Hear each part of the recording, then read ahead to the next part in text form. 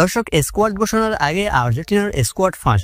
বিশ্বকাপ বাছাই পর্বে 17 এবং 18তম রাউন্ডের ম্যাচ খেলতে কিছুদিন পরে মাঠে নামতে চলেছে আর্জেন্টিনা। আর এই দুই ম্যাচকে সামনে রেখে এই মাসের মধ্যে স্কোয়াড ঘোষণা করবেন আর্জেন্টাইন কোচ স্কালোনি। তবে আর্জেন্টিনার বিভিন্ন স্থানীয় গণমাধ্যমের মতামত অনুযায়ী কেমন হতে চলেছে আর্জেন্টিনার স্কোয়াড, চলুন এক নজরে দেখে নেওয়া যাক সেটা।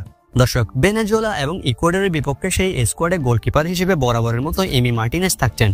ডিফেন্স লাইনে দেখা যাবে ডিফেন্সের প্রাচীর Romero, Otamendi, Nahuel Molina, Nicolas Tagliafico, Lomonaco এবং বালের্দির মতো ডিফেন্ডারদের।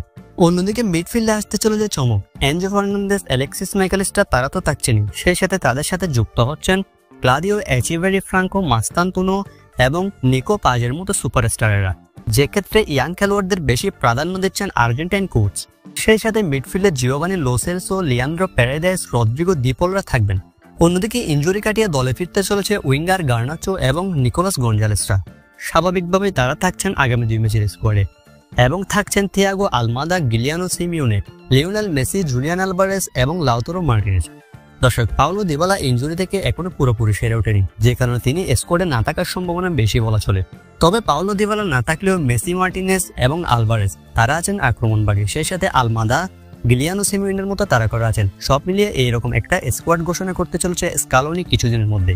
দর্শক, এই স্কোয়াডে আপনার কাছে কেমন লেগেছে, আর এই স্কোয়াড নিয়ে কি আর্জেন্টিনা পরবর্তী দুই ম্যাচে জিততে পারবে? কমেন্ট করে অবশ্যই আপনার মতামত জানিয়ে দিবেন।